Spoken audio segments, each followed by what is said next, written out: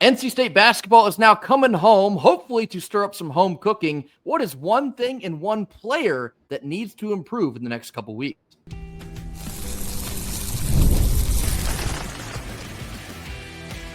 You are Locked On Wolfpack, your daily podcast on the NC State Wolfpack, part of the Locked On Podcast Network, your team every day.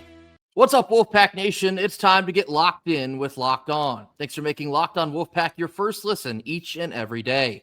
We are free and available wherever you get your podcasts and on YouTube, part of the Locked On Podcast Network, the #1 sports podcast network, your team every day. Our Friday show is brought to you by FanDuel. Right now, new customers can sign up, place a $5 bet, and if that $5 bet wins, you'll get $300 back in bonus bets to use across the app. Download the app in order to get started today. FanDuel, play your game. Happy Friday to all. As always, I'm Grayson Boone, joined by former Wolfpack defensive tackle Kenton Gibbs. Kenton, it is Friday. It's been kind of an up and down week. We had Victory Monday celebrating the beatdown of the Dirty Foot Club in football. We had another deflating loss in men's basketball, a 10-point loss on the road to Auburn. We're going to start here on Friday talking basketball. We'll kind of flip-flop back and forth between football and basketball on this Friday show. NC State basketball. Now coming up, they have a game against UNC Asheville on Saturday. Then next Wednesday, they have another home game against Liberty, who shoots it pretty well. But between then and now, we have two games that we should win before you have to see Kansas in another major non-conference game.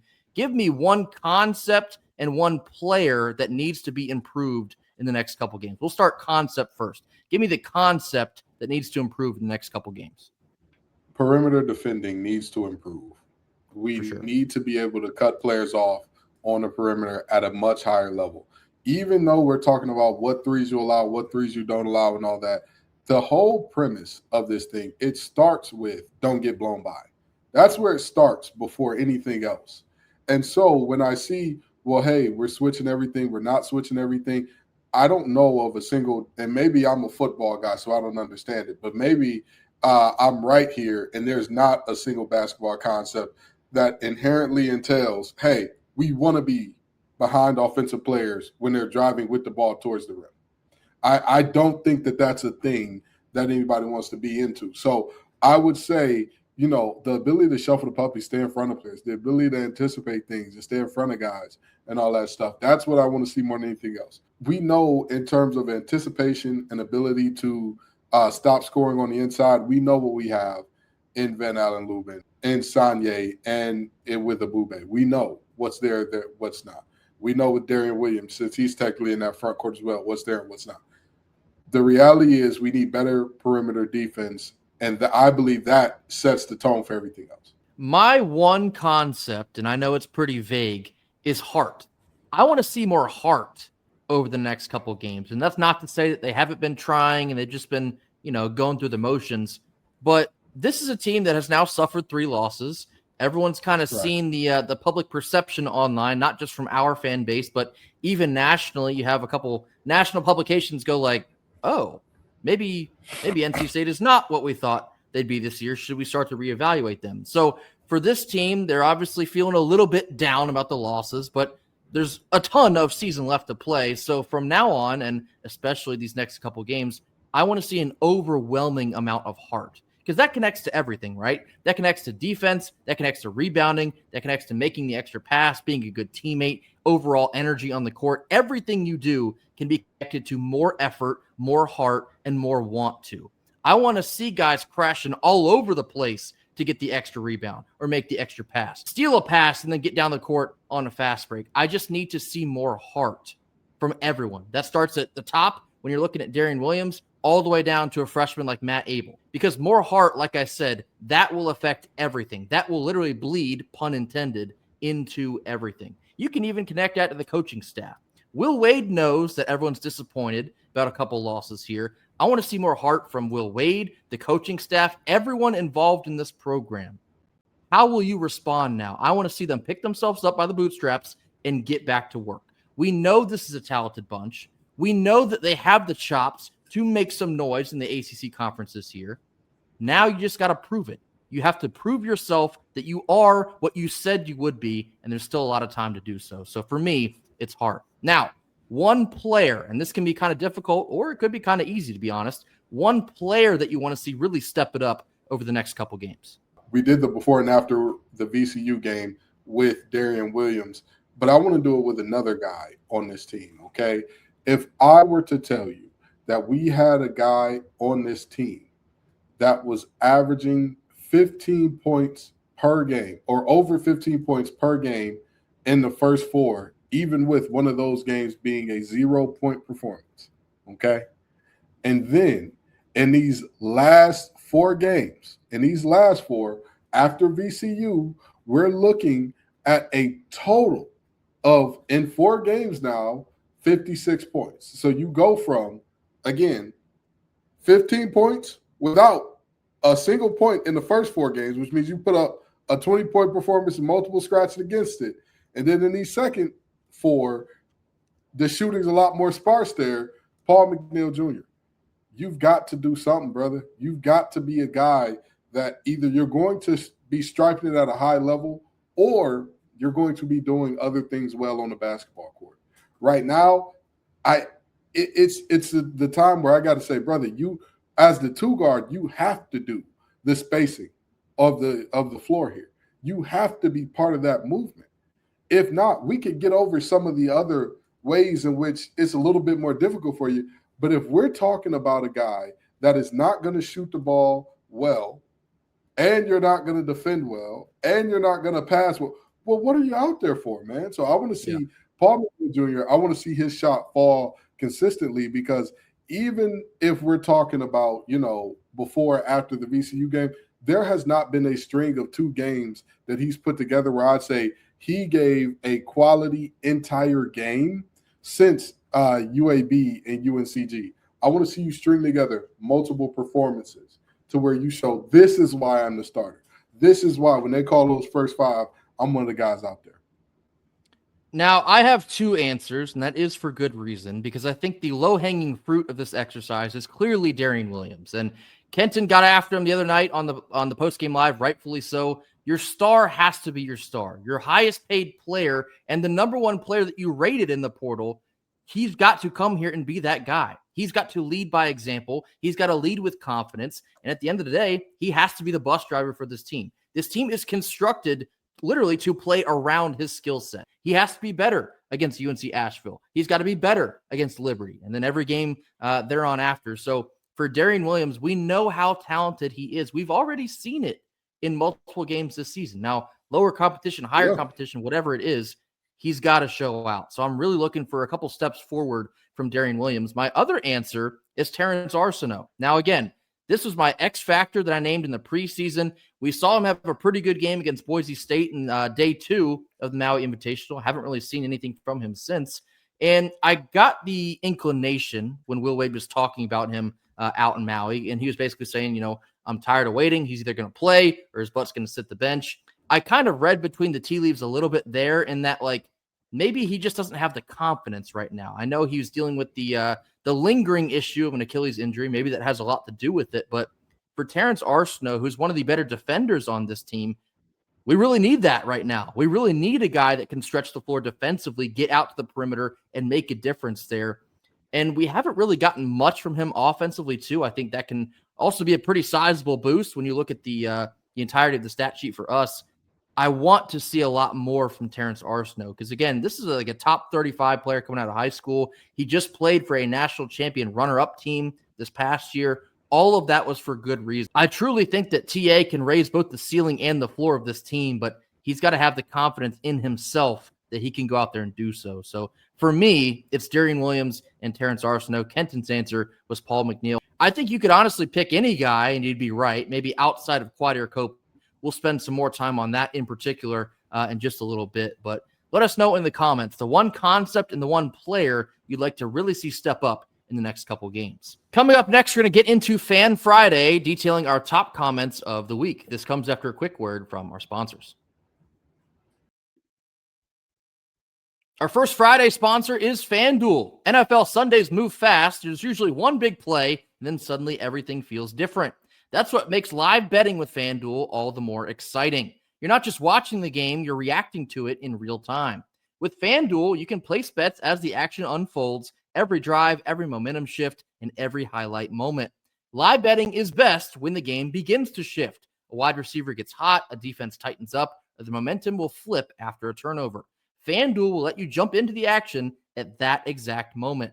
There's live spreads and money lines that adjust instantaneously, player props that update as the guys heat up, and you can bet every touchdown score, drive result, totals, and more. It just keeps you locked into every snap, every drive, and every possibility. So, if you want to be right in the middle of the action for the remainder of the NFL season, visit FanDuel.com and place your NFL live bets all season long. FanDuel, the game moves fast, but so do you. Middle portion of our Friday show. Now time to get into Fan Friday, addressing our top comments of the week. Here we go. First one comes from Scotty A. In context of the football season wrapping up.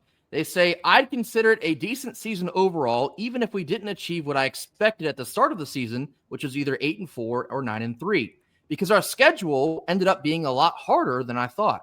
Yes, we had a bad loss to a bad Virginia Tech team, but we also had good wins over Virginia and Georgia Tech. So, Kenton, kind of continuing our discussion over if we think this is a good or decent season now that we finished 7-5, there's a lot of truth to this because, yes, our worst loss of the season, in my opinion, is still that Virginia Tech loss. And you lose a game against a team that had already fired their coach, and especially with that being at home under the lights for Pete's sake, that is a absolute cannot lose game, and we found a way to lose it. And I think it stings just a little bit more because if you take that one like you should have, you are looking at 8-4 right now.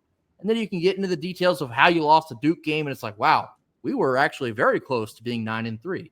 And I know we kind of do that every year as Wolfpack fans, but I say all that to say this turned out, I think, better than many of us would have predicted it would in the middle of October. We were 4-4 at that point in time, looking down the barrel of, yikes, I don't know if we make it to a bowl game. But to finish the season now, you beat 30 Foot Club, you beat ECU, you beat UVA, who's in the ACC title game, which is still crazy. You upset an undefeated, at the time, top 10 Georgia Tech team. That's one of the best wins of the Dorn era. Despite however you feel about Georgia Tech, good or bad, there's a lot more bright moments than I think people are willing to give us credit for. All in all, like I've always said, if you take a season in a vacuum, this is a good season. Now, if you take this season and make it a referendum for all that Dave has done while he was here, then yes, it's not good enough. I will not sit here and tell you, yeah, we should be excited about year 13 not having expectations of 10 plus wins. Yes, I will acknowledge that. I'm not going to sit here and lie to you and say, oh yeah, you should be hoping for a decade in 8-4 or 9-3 or 8-5 is your best case scenario. No. I'm not going to say that. But what I will say is coming into the season with known talent and known deficiencies, I mean, this was a positive outcome overall. Next one comes from Brian with a Y. He's come with a Christmas list, and it's quite a big one. The first one says, convince Jim Goodnight to donate some of his hobby money. This, in context, is pretty funny because Michigan State announced on Friday they received a donation from one singular donor of $400 million. Mr. Goodnight, if you happen to listen to this program, it's the holidays. It's the giving season, as they say. Lord, I've seen what you've done for others. Can you please, Mr. Goodnight, let us hold $1 or $2? That's all we ask. All right, moving on here. The rest of this wish list is to bribe Dave Doran's academic advisor to force him into the Ron Rivera School of Riverboat Coaching, maybe just the 100 or 200 level courses. Brian wants to give Coach 2J all the spending money for the O-line, give Coach Wiles all the spending money for the D-line, keep DJ Bailey, Spike Souls, TA, Duke Scott, Will Wilson, Teddy Hoffman, Keenan Jackson, and any promising red shirt. That's a pretty big ask right there for Santa Claus. He wants to keep Assad Brown, Ronnie Royal, Chase Bond, AJ Richardson, Sterling Dixon, Tristan Teasdale, and any other promising defensive red shirts. Again, it's a pretty sizable ask. And last and certainly not least, to promote Coach Locklear to head of recruiting. Kenton, your thoughts? I like most of this list. I like most of this list. Also, being a Ronnie Royal truther before everybody else, I'm glad to see people are coming on the train now. Come on to the Ronnie Royal III truth train, everybody. But in all seriousness, I mean, these are all things that anybody would hope for. I don't think Coach Doran needs to get any more aggressive than he was with his play calling this year with the when to go for it, when not to go for it this year. I'd say keep it right there, big fella. That's what I'm saying. Yeah. He's where he needs to be. I don't think he needs to go any further. Trust me, Dan Campbell is the head coach of my NFL team. He doesn't need to go any further with the going for it on fourth down. But Tujay has been fantastic. And as far as Wilds, I've told everybody for quite some time, defensive line needs an upgrade. Needs an upgrade. And this is not a knock on any of our players that are currently here. You cannot, if you want 10 wins, you've got to have those edge rushers that are terrifying. You've got to, and not just one or two, you've got to have at least four to have a truly like, oh my God, this is a look up all the 10-win teams and y'all tell me how many of them lack a single edge without 5 to 6 sacks. Y'all tell me, okay? This is just what it, and most of those guys, if you turn on the tape, you'll see a guy that teams are sliding their protection to or doubling and tripling, which leaves other guys in single one-on-one block situations, which, hey, if it's money on the floor, you got to go get it as a defensive lineman, whether you're on the inside or outside. So, spend more on the defensive line. Bailey, Souls, T.A. Scott, Will Wilson, Hoffman, Jackson. I'm with that. Asad Brown, Ronnie Royal, Chase Bond, Dick Richardson, Dixon, Teasdale, any other problems? I'm with you. Promote Coach Locklear to head of recruiting. Hold on now. I'm with you. I see the vision.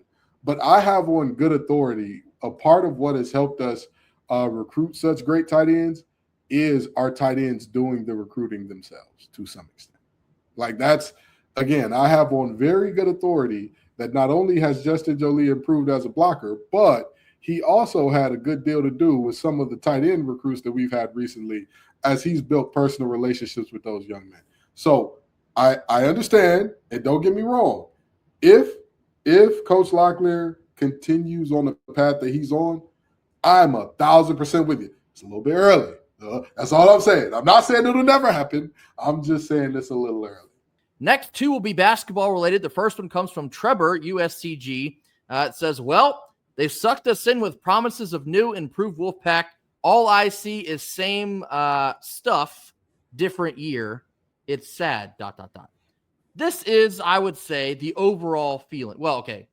A lot of the online majority of Wolfpack fans, everyone's like, man, does this feel like a Kevin Keats team? Man, I thought we were getting upgrades in the coaching department. I'm here to tell you all we did get upgrades in the coaching department because, Kenton, I'm going to say this without slinging mud in any direction. Do you think that this team is more talented than any team that Kevin Keats had? Yes or no? Yes. Do you think that this team has a better coaching staff that has more attention to detail than any staff that Keats had? Yes or no? Yes. Okay, I'm in full agreement. We are better suited right now to weather the college basketball storm than at any point in the last 25 to 30 years. It was true before we started the season, and it's still true right now, despite the fact that we're 5-3. I know people are disappointed. I know people are feeling let down, but we were not lied to. They are going to get this right one way or another. I just think, pretty apparently, it's going to take more time than maybe a lot of us had predicted. So however you feel about Will Wade talking in the offseason, promising a lot of things, all of those things are still on the table, just hasn't felt like they are quite up to this point. So I will advise Wolfpack fans, patience. Exercise patience. I know it's much easier said than done, but there's a lot of basketball still left to be played, and this is the staff to correct the wrongs. Yeah, I'm going to say this. We're 8 games in, everybody. That's it. Breathe. Don't get me wrong. I do understand. Some things that are bad are becoming patterns. I understand. Breathe. Give this coaching staff time to see, okay, now that we have a good enough sample size, we can now say this needs to be adjusted. This needs to be adjusted. This player needs more playing time. This player needs less playing time. Give them time. Because, again, I'm not going to sit here and say that anything less than what Will Wade said, these are the expectations, is a success to me. If a head coach tells me top four and dancing in March is the expectation, well, by God, I'm believing. I'm believing. That's the expectation. Are we on course for those expectations? No. But with that being said, am I going to sit here and say I'm out on this team because of that? No. There's time to get this thing turned around. There's time to get where you're going. And even if we don't get there this year, I'm willing to give you a mulligan or grace year in year one. I'm willing to give you that. But this cannot be a regular occurrence. And last one comes from William Curran. They say, who is the vocal leader of this team? Please give me an answer to my question. I don't think Copeland is, but he could be by default, and that's troubling. Williams needs to take over that role. So the answer is, as for right now, I think it is Quadir Copeland. I think you can visually tell based on how he has led by example, how he can translate Will Wade, the Will Wade language to everyone else. I think you've seen him on the court try to literally and metaphorically pick up his teammates when things have gotten out of hand. You've seen him display a lot of emotion on the court. I think it's pretty clear to this point that Quadir Copeland is the vocal leader. My challenge for everyone else, why can't it be you? Why can't you have a team of 8 to 9 vocal leaders? I think that's a point that they need to strive for. Even the freshman, Matt Abel. I think Matt Abel's going to age a lot in just one season here. But Darian Williams, we've already talked about it, he needs to really step it up, both his play and leadership. Paul McNeil, you've been here at NC State for a year. You know what's expected of a basketball team at NC State. Demonstrate that. Trey Holloman, you were a captain at Michigan State. You know what greatness looks like. Let us know something, okay? I challenge everyone else on this team to meet Quadir Copeland at the top. There needs to be 8 to 9 different leaders. That is how you will change the trajectory of this team. Yeah, absolutely. And I mean, Williams does need to be more vocal. Again, if you feel like we're putting too much on Darian Williams, by all means, I guess, he can come out and say it. The team can come out and say it. Hey, he's just another guy. He's a Jag, just another guy. That's it. I'm expecting things from Darian Williams. I'm sorry. Even the good book says, to whom much is given, much is required. Brother, much was given. And guess what the reaction to that is? Much is going to be required. And here's the thing. To be honest, I'm okay with him not being a vocal leader if he leads by his play. But right now, that's not happening either. When things go wrong, he's just smiling, out there doing some good old-fashioned cardio. Nah, brother. Your job is to fill it up. Your job is to facilitate the offense. Your job is to be Mr. Do Everything. You can't be Dr. Doolittle on this team, and I don't mean talking to animals. I mean doing little. You can't do it. That's not the deal here. That was kind of a bar, I'm not going to lie. So, yes, that rounds out Fan Friday. Coming up next, we're going to have a fun little exercise. We are going to pick each of the conference championship games coming up this weekend. This comes after a quick word from our sponsors. Our second Friday sponsor is Aura Frames. The holidays are officially here, which means gift hunting season is on. And if you want something meaningful, personal, and guaranteed to get a reaction, Aura Frames is the gift that delivers every time. It's not just something you wrap, it's a way to share your memories. Because Aura isn't your average picture frame. You can preload the frame with photos before gifting it, so when they plug it in, all the memories are already there. No apps to figure out, no setup headaches, just instantaneous smiles when they open that thing up. This makes an excellent gift for grandparents, parents, newlyweds, anyone in your life who loves photos. The packaging will come gift ready with zero price tag, no wrapping needed. This is a huge win for all parties involved. It's the holiday gift that actually gets used and not forgotten in a drawer. For a limited time, save on the perfect gift by visiting auraframes.com to get $35 off Aura's best-selling Carver Mat frames. Also, make sure you use the promo code COLLEGE at checkout. That's Aura Frames, A-U-R-A, frames.com, using promo code COLLEGE, C-O-L-L-E-G-E. This deal is exclusive to listeners, and frames will sell out fast. So order yours now to get it in time for the holidays. Support the show by mentioning us at checkout. Terms and conditions apply. Last couple minutes of our Friday show. It is conference championship weekend, so we're going to give you our picks. First game, Friday night, 7 p.m., Troy and James Madison in the Sun Belt Championship. Who do you got? Give me James Madison in this one. I have James Madison as well. Follow-up question, will this matter? Do you see them getting in the CFP?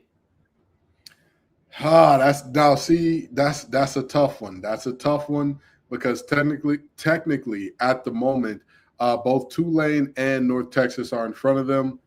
Mm-hmm. I don't see how it happens. I don't see it happening for JMU, not this year. I agree. I'm going to go with no, and that leads us into the AAC championship. Number 24, North Texas, and number 20, Tulane. Who's winning? Give me the Wave to roll in this one. Tulane runs the hell out of the football. I mean, good grief. And even with Summerall leaving, they're leaving amicably. It's a good note that he's leaving on. He's going to coach this game. He's going to coach his heart out in this one, knowing that this is his last one with the Green Wave. Give me Tulane. Interesting. Both coaches actually have both coaches are leaving, actually. Yeah. Eric Morris, the coach of North Texas, has accepted the Oklahoma State job. So kind of a weird scenario here. This is one of the main points that I hate that coaches leave already. But I'm very intrigued by the fact that North Texas is favored in this game, seeing they don't really have a good defense. Tulane's defense is actually pretty decent. And so for that reason, I'm also taking the Green Wave. The Mountain West Championship, UNLV and Boise State. Where are you going? I'm going to tell you something. UNLV has one of my favorite players in college football, a young man by the name of Tony Anthony Calandria. He was a guy that I was big on when he was at UVA. I still have not dropped how big on him I am. They're going to beat those Broncos. I don't give a damn what nobody says. The era of the Broncos running the Mountain West is over. Give me the running Rebs. They say it's hard to beat a team twice, and Boise State has already beaten UNLV this season, but I think they're going to double up because Boise State smacked UNLV the first time around, and this conference championship game is at home on the Smurf turf. Give me the Boise State Broncos. Now, let's get into the big hitters. The Big 12 championship, number 11 BYU and number 4 Texas Tech. Who you got? Red Raiders. There is no way that BYU is stopping this team. They have too much talent all over the place. 2 Heisman candidates on defense at Texas Tech in the year of our Lord and Savior 2025. We're in the end times, everybody. I can see why people believe that rapture thing on TikTok. Give me the Raiders. I think the rest of the country is only just now figuring out how good Texas Tech is. They've dominated people for the entirety of the season. In all honesty, they should be 12-0 because the one game they lost, their starting quarterback did not play against Arizona State. I'm also taking Texas Tech. I think they're going to cruise to victory. They have been absolutely dominant this year. Their defense is freakish. Check them out before you watch this game on Saturday afternoon. The SEC Championship, familiar foes, Georgia, Alabama. Who are you going with? I don't know what it is about Kirby Smart, but every time he sees that tide, he craps the bed. He can't do it. He can't figure it out. He's figured out every other team in the NCAA cannot figure out the tide, whether Saban's at the helm, whether DeBoer is at the helm, whether they hire Grayson as their next head coach. He just starts shivering in his boots immediately when he sees that. Don't worry, Grayson. I'm talking to Penn State on your behalf right now. But in all seriousness, I've got Bama winning that one. Tell him to bring me my money. No, I'm going to go ahead and defy the same logic that I already tried to use. It's hard to beat a team twice. Alabama has already beaten Georgia. I don't see them getting it done a second time. I actually think Kirby Smart will exercise his demon. He will beat Alabama to become SEC champions. Now, the Big 10 championship, number 2 Indiana, number 1 Ohio State. Possibly the only real opponent, with all due respect to Michigan, that Ohio State has played. Well, they also played Texas. Never mind. Anyway, who's winning this game, Kenton? Indiana or Ohio State? I love Sig. I love everything that he's built. I'm from Detroit, Michigan, ladies and gentlemen. I hate everything about the state of Ohio. I hate the way that they walk, the way that they talk. I hate the way that they dress. I hate them big old women in Ohio. I hate everything. That Six Flags is meant. I don't like nothing about Ohio. I don't like nothing about it. But I got to admit, they are one of the most complete teams we have ever seen in the history of college football. I don't see anybody stopping them. I see this as our first undefeated national champion in the playoff era. I think they get it done. And by playoff era, I mean 12-team playoff as well. I think they get it done here. I think it's not particularly close. You might be onto something, and I would love to pick Indiana in this game. And in fact, even if they win, I'm not going to be like totally shocked. But Ohio State this season, they've almost become like a boring watch because they just absolutely mow everyone down. I do believe Carnell Tate is fully healthy. Jeremiah Smith is going to be fully healthy. When that is the case, you have them and other teams don't. I have Ohio State winning this game and advancing to 13-0. Obviously, they will be the number 1 seed in the CFP. Last and certainly not least, ACC chaos, Duke and number 17 Virginia, perhaps the key holder still to college football playoff mayhem. Who wins this game in Charlotte? UVA wins this game, and it's not close again. Let me tell you why. A lot of people look at the final score of that last game and say, 34-17? I guess they did beat them pretty bad, but it could have been worse. No, it could not have been. That game was like 34-3 or 27-3, very late in the game. It was lopsided, This was not a game where you were like, man, Duke was right there. I will give Duke the credit of they were driving to score a touchdown that would have put them within 10. I believe it was in the third quarter before a fumble in the red zone. The only problem is the same thing can be said about them versus Georgia Tech. At a certain point in time, what do I always say? 1 time is the exception, 2 times is a pattern, 3 times, that is who you are. And there have been multiple times this season where Duke has gotten in the red zone and said, I don't really feel like scoring. UVA is going to win this one. I kind of have a weird feeling about Duke just because should not be here. I don't know how they actually ended up. The tiebreakers based on common opponents and a winning. It's all nonsense to me. I don't like that Duke is in this, especially because they're 7-5. Jim Phillips, for some reason, says if Duke wins, they'll be in the CFP. Get out of my face with that. That cannot be true. If you want to see corruption in real time, watch this game. I think this is going to be the most absurdly officiated game of all time because if Duke wins this game, it's a nightmare scenario for the ACC. Absolute garbage if that happens. They'll miss out on a ton of money. They might not ever get a guaranteed spot ever again in the CFP. Give me Virginia. They might even get a little bit of help, if you know what I'm talking about. I think Virginia will win this game and magically be in the CFP for their first time ever. Who would have thought to see Virginia in that? But I don't know. I think we may just see this on Saturday night. That will do it for us here on Friday. Another up and down week. It always is, but thank you all for joining us nonetheless. Be sure to hit that like button. Drop your comments in the comment box. Mash that subscribe button if you have not already. We'll catch you back here on Monday for more. And until then, go Pack. Go Pack.